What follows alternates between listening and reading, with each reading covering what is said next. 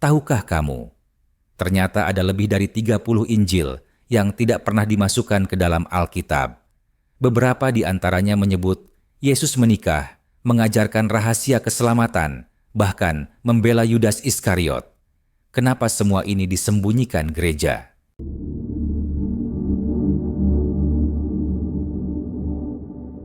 Jika selama ini yang kamu baca, yang kamu percayai, bukanlah seluruh cerita sebenarnya tentang Yesus, tahukah kamu bahwa ada puluhan Injil kuno yang ditemukan para arkeolog dan sejarawan, tapi tidak pernah masuk ke dalam Alkitab yang kita kenal hari ini? Kita akan membongkar 30 Injil yang dihapus, satu persatu, dan kamu akan memutuskan sendiri, apakah ini hanya ajaran sesat atau potongan kebenaran yang telah lama dikuburkan. Injil Thomas, perkataan rahasia Yesus yang disembunyikan gereja. Pernahkah kamu bertanya, apakah Yesus pernah mengucapkan sesuatu yang tidak tercatat dalam Alkitab? Injil Thomas adalah jawabannya. Ditemukan di Nag Hammadi, Mesir, pada tahun 1945. Naskah kuno ini memuat 114 perkataan Yesus. Banyak di antaranya tidak pernah muncul dalam Injil resmi. Tapi yang paling mengejutkan, Injil ini tidak menceritakan kelahiran, kematian, atau kebangkitan Yesus. Tidak ada mukjizat, tidak ada salib, hanya kata-kata yang dalam dan penuh teka-teki. Seperti salah satu kutipan yang berbunyi, "Kerajaan Tuhan ada di dalam dirimu dan di sekelilingmu, bukan di bangunan batu, tapi dalam kesadaranmu." Bagi gereja awal, ini dianggap bahaya. Karena jika benar, itu berarti keselamatan tidak butuh gereja, tidak butuh imam, bahkan mungkin tidak butuh agama. Karena itu, Injil Thomas dihapus. Tapi hari ini, kita bisa membacanya. Dan mungkin mulai mempertanyakan, apa yang sebenarnya ingin diajarkan Yesus yang selama ini disembunyikan. Injil Filipus, Yesus menikahi Maria Magdalena. Injil ini tak hanya menyebut Maria Magdalena sebagai murid Yesus, tapi juga menyiratkan bahwa dia adalah pasangannya. Injil Filipus juga mengajarkan bahwa keselamatan datang melalui pengetahuan rohani, bukan sekadar iman. Tidak heran, gereja awal menolak naskah ini dan mencapnya sebagai bid'ah. Tapi pertanyaannya, jika Maria begitu penting, mengapa namanya dihapus dari sejarah resmi kekristenan? Injil Maria Magdalena, kesaksian sang murid perempuan. Injil ini tidak menceritakan kehidupan Yesus, tapi berisi percakapan spiritual antara Yesus dan Maria Magdalena setelah kebangkitannya. Yang mengejutkan, para murid pria seperti Petrus justru mempertanyakan otoritas Maria karena dia seorang wanita. Tapi Yesus dalam teks ini mempercayakan ajaran rahasia hanya kepada Maria. Ini mengangkat pertanyaan besar. Apakah kekristenan awal sebenarnya lebih setara gender dan justru ditutup-tutupi oleh gereja patriarkal? Injil ini ditemukan dalam keadaan rusak, seolah sengaja dihancurkan. Tapi potongannya cukup untuk mengguncang pandangan kita tentang peran wanita dalam kekristenan. Injil Yudas, pengkhianatan atau misi ilahi. Injil ini membuat dunia terkejut saat dipublikasikan tahun 2006, karena di dalamnya Yudas bukanlah pengkhianat, tapi justru murid terdekat dan paling setia kepada Yesus. Dalam teks ini, Yesus meminta Yudas untuk menyerahkannya demi menggenapi rencana surgawi. Gereja tentu menolak keras narasi ini karena akan mengubah seluruh cerita penyaliban.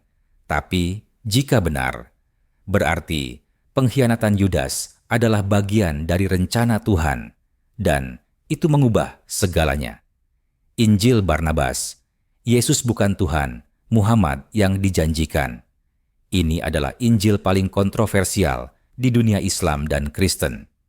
Injil Barnabas menyatakan bahwa Yesus bukan anak Tuhan dan bahwa yang disalib bukan Yesus, melainkan Yudas. Di akhir naskah, tertulis nubuat akan datangnya seorang nabi terakhir bernama Muhammad. Banyak yang percaya Injil ini adalah palsu buatan abad pertengahan, Tapi juga banyak yang yakin ini adalah teks asli yang disembunyikan oleh Vatikan. Injil Mesias Yahudi. Yesus Sang Nabi, bukan Tuhan. Ditemukan dalam bentuk fragmen, Injil ini menggambarkan Yesus sebagai Mesias Yahudi sejati yang membawa hukum Taurat, bukan menolaknya. Dalam teks ini, Yesus tak pernah menyebut dirinya Tuhan. Ia mengajarkan tentang keadilan, hukum Musa, dan penyerahan diri sepenuhnya kepada Tuhan. Injil ini menyatu dengan pandangan kelompok Ebionit, komunitas Yahudi Kristen awal yang menolak keilahian Yesus. Bagi mereka, Yesus adalah manusia pilihan, bukan Tuhan. Dan itulah alasan Injil ini tak pernah dimasukkan ke dalam Alkitab.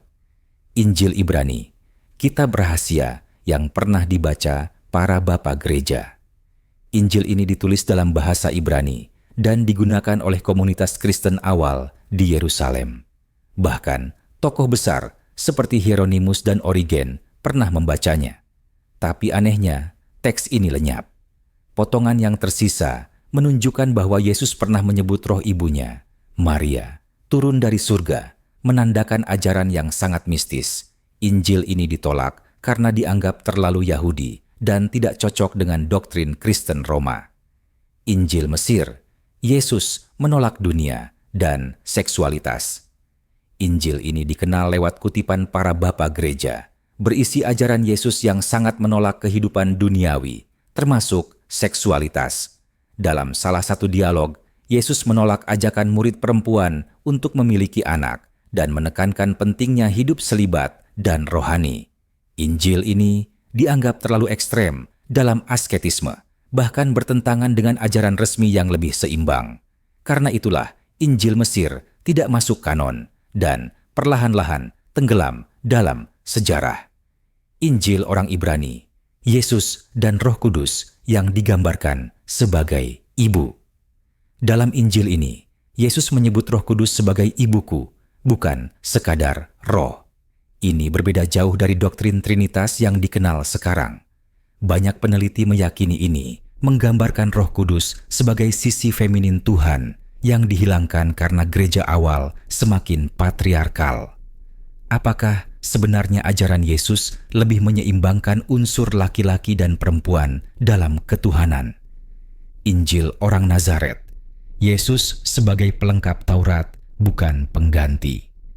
Injil ini berisi ajaran Yesus yang sangat menekankan ketaatan terhadap hukum Taurat Yahudi. Hal ini bertentangan dengan ajaran Paulus yang menyebarkan kekristenan ke bangsa-bangsa non-Yahudi.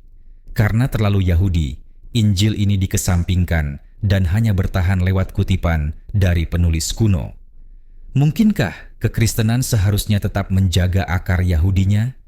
Injil Petrus, Yesus bangkit dengan wujud raksasa.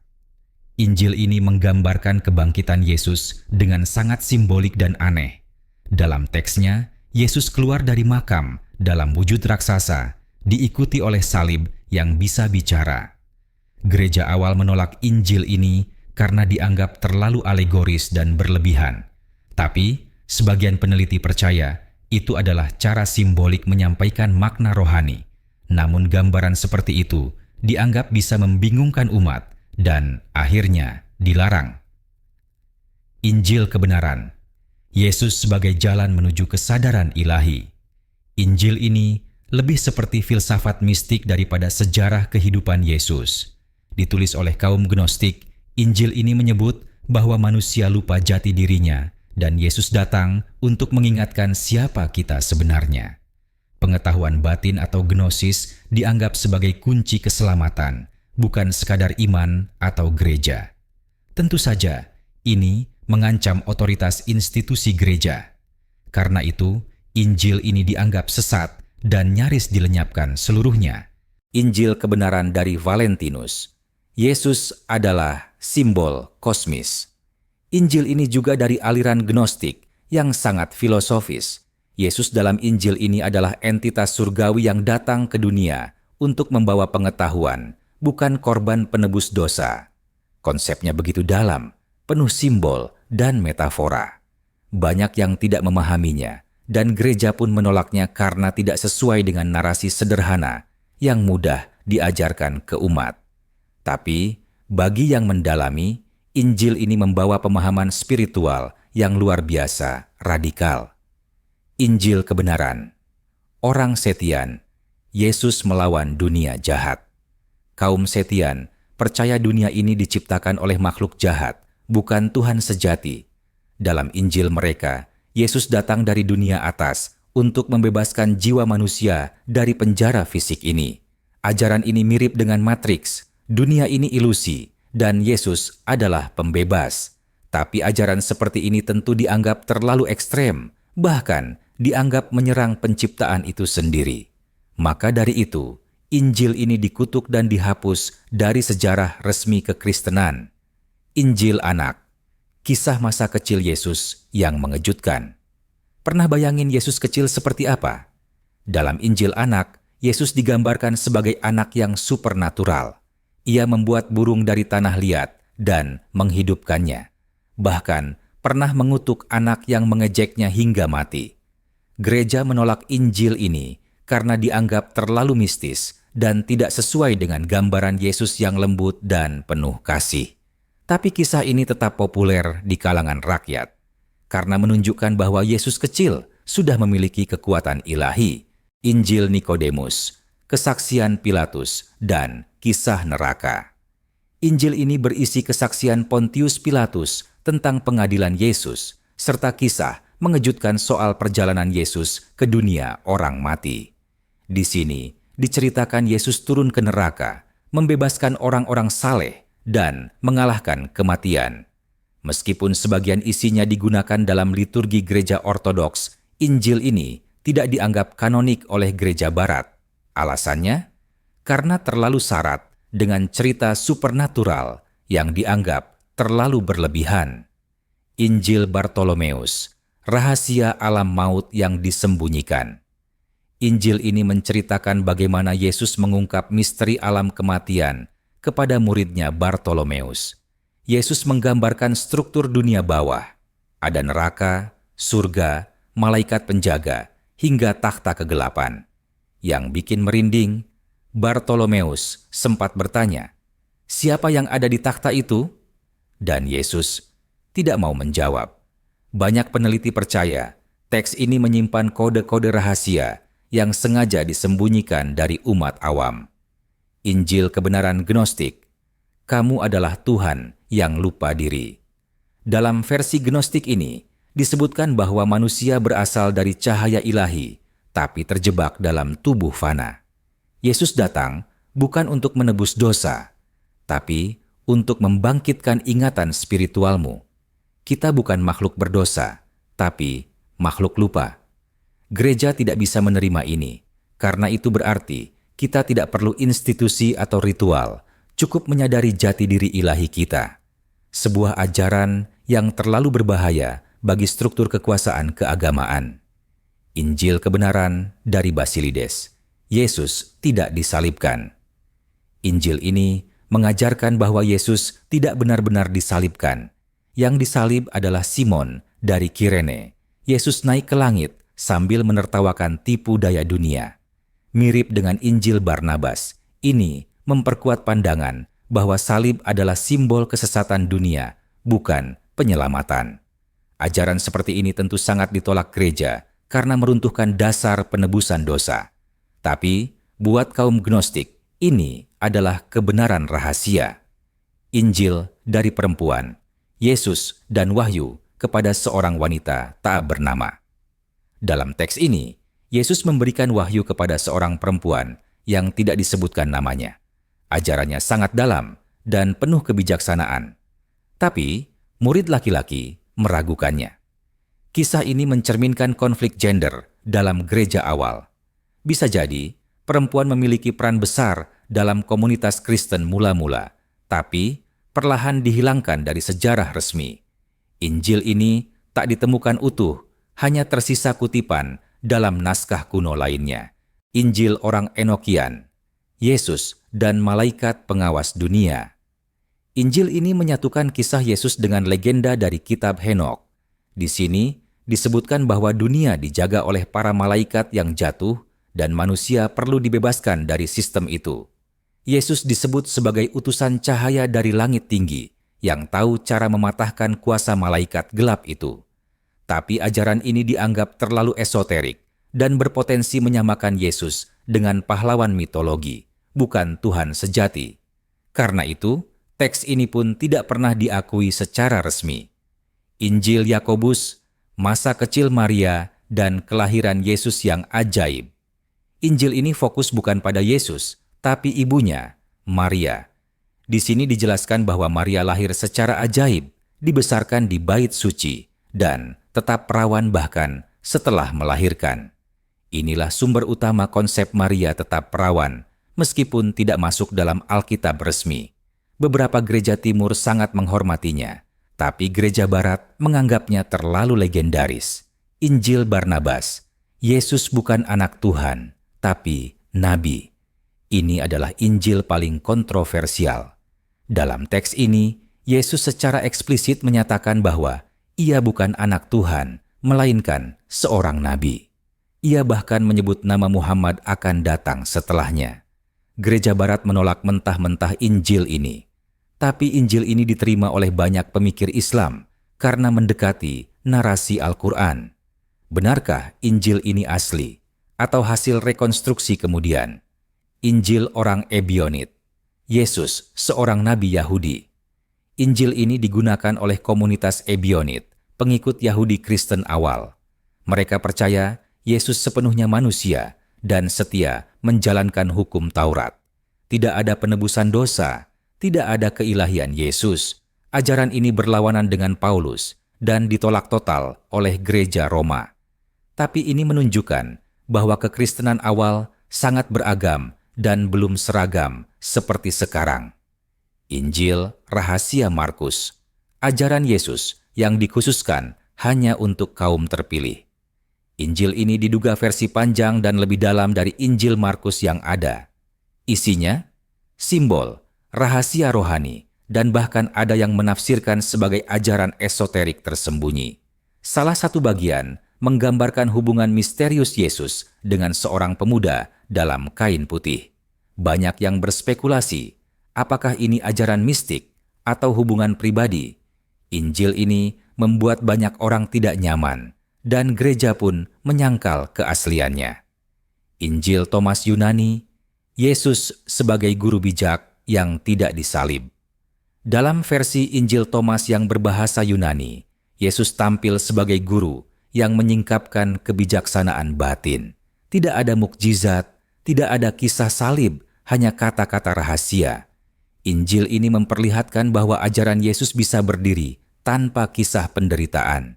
Gereja menolak karena tanpa narasi kematian dan kebangkitan, tidak ada dasar penebusan dosa. Tapi banyak filsuf modern menyukai versi ini karena lebih spiritual dan non-dogmatis. Injil Filipus, Yesus dan Maria Magdalena, cinta rohani atau sesuatu lebih. Dalam Injil ini, Maria Magdalena disebut sebagai teman dekat Yesus yang selalu menciumnya di mulut. Murid lain cemburu karena Yesus lebih dekat dengan Maria daripada mereka. Apakah ini tanda cinta spiritual? Atau lebih dari itu, Injil ini juga menyebut bahwa pernikahan rohani bisa lebih suci dari hubungan biasa. Gereja tentu menolak keras narasi ini karena mengganggu citra Yesus sebagai sosok selibat. Injil Yudas, Yesus meminta dikhianati. Dalam Injil ini, Yudas bukan penjahat, tapi pahlawan yang menjalankan perintah Yesus. Yesus sendiri yang meminta Yudas untuk menyerahkannya agar bisa melepaskan diri dari tubuhnya. Artinya, pengkhianatan adalah bagian dari rencana spiritual.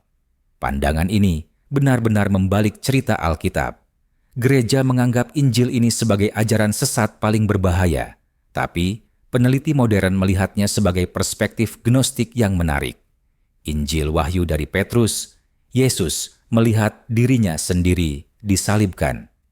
Injil ini menggambarkan pengalaman Yesus seperti di luar tubuh. Ia melihat tubuhnya sendiri disalibkan sambil tertawa. Maknanya, tubuh fisik bukanlah jati diri sejati.